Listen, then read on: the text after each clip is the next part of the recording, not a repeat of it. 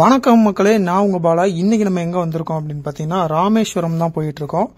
இந்த பாம்பன் பாலத்துக்கு மேல போயிட்டு இருக்கோம். இந்த பாம்பன் பாலம் இப்ப புதுசா ஓபன் பண்ண போறாங்க.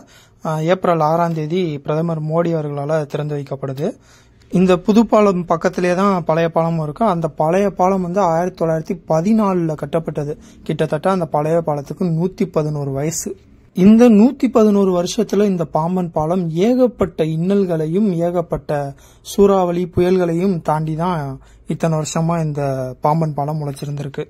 இந்த பழைய பாம்பன் பாலத்தோட தூண்கள்லாம் நிறைய பழுதடைஞ்சதுனால இங்க போக்குவரத்தெல்லாம் நிறுத்தி வச்சிருந்தாங்க. கொரோனா வந்துருச்சு. அதுக்கப்புறம் கொரோனான்றதுனால நிறுத்தி வச்சிருந்தாங்க. இப்படிப்பட்ட நிலையில இப்ப இந்த புது பிரிட்ஜ் கட்டியிருக்காங்க. இனிமே போக்குவரத்தெல்லாம் இந்த புது பிரிட்ஜ்ல தான் நடக்கும் அப்படின்ற மாதிரி சொல்லியிருக்காங்க. இந்தியாவிலே கட்டப்பட்ட முதல் கடல்வழி பாலம் அப்படின்ற பெருமை நம்ம பாம்பன் பாலத்துக்கு உண்டு. அதே மாதிரி மும்பையில் இருக்கக்கூடிய அந்த பாந்திரா ஒர்லி கடற்பாலம் திறக்கிறதுக்கு முன்னாடி வரைக்கும் இந்தியாவிலே மிகப்பெரிய நீளமான பாலமாகவும் இந்த பாம்பன் பாலம் தான் இருந்துச்சு. இப்ப நம்ம ராமேஸ்வரம் ராமநாத சுவாமி கோயிலுக்கு வந்துட்டோம். இந்த ராமேஸ்வரம் ராமநாத சுவாமி கோவில் தேவாரம் பாடல் பெற்ற தலங்கள்ல ஒரு முக்கிய தலமாக இருக்கு. அது மட்டும் இல்லாம இந்த கோவில்ல அப்பர் சம்பந்தர் இவங்களும் பாடல்கள் பாடியிருக்கிறாங்க. இந்தியாவிலே மொத்தம் 12 ஜோதிர்லிங்கங்கள் தான் இருக்கு. அதுல ஒரே ஒரு லிங்கம் தமிழ்நாட்டில் இருக்கு. அந்த ஒரு லிங்கமும் இந்த ராமேஸ்வரம் ராமநாத சுவாமி கோயில்ல தான் இருக்கு. ராமாயணத்துல ராவணனை கொன்ன ராமனுக்கு பிரம்மஹத்தி தோஷம் பிடிச்சிருது. அந்த தோஷம் நீங்கணும் அப்படின்றதுக்காக ராமன் இங்க ஒரு சிவலிங்கம் வச்சு வழிபட்டுட்டு போயிருந்திருக்கிறாரு. அதனால இங்க இருக்கக்கூடிய மூலவருக்கு ராமநாத சுவாமி அப்படின்ற பேர் வந்திருக்கு. அதே மாதிரி ராமர் இங்க ஈஸ்வரனை வழிபட்டுட்டு போனதுனால இந்த ஊருக்கு ராமேஸ்வரம் அப்படின்ற பேரும் வந்தது. இந்த ராமேஸ்வரம் கடல்ல நீராடிட்டு இங்க இருக்கக்கூடிய ராமநாதரை போய் வழிபட்டாங்க அப்படின்னா அவங்களுடைய பாவங்கள் எல்லாம் நீங்கிரும் அப்படின்றது இந்த ஊர்ல ஒரு நம்பிக்கையா இருக்கு. இந்த ராமேஸ்வரம் ராமநாத சுவாமி கோயில்ல மொத்தம் 22 தீர்த்தங்கள் இருக்கு. இந்த 22 தீர்த்தத்திலையும் நீங்க நீராடுறதுக்கு 25 ரூபா கட்டணம் வசூல் பண்றாங்க. அது மட்டும் இல்லாம வெளியில இந்த புரோக்கர்ஸும் இருப்பாங்க. நான் சீக்கிரம் கூட்டு போய் காட்டுறேன் அப்படின்னு சொல்லி நிறைய காசுலாம் கேட்பாங்க. அதெல்லாம் தேவையில்ல.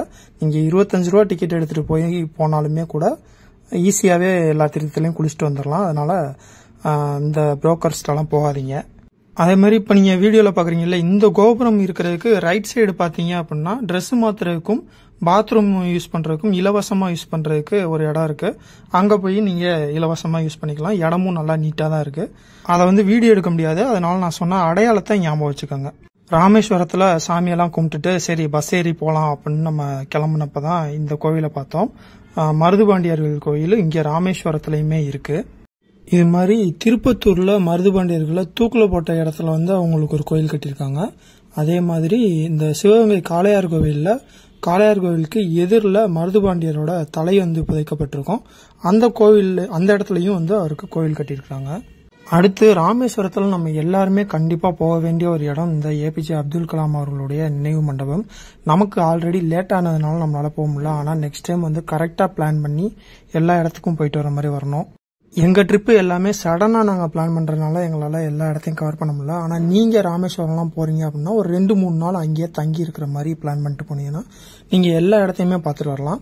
ராமேஸ்வரத்துல நீங்க போன இடங்களையும் ராமேஸ்வரத்துல நான் இந்த இடத்துக்குலாம் போகணும்னு ஆசைப்பட்டேன் ஆனா இன்னும் போக முடியல அப்படின்னு நீங்க நினைக்கிற இடங்களையும் மறக்காம கமெண்ட் பண்ணுங்க.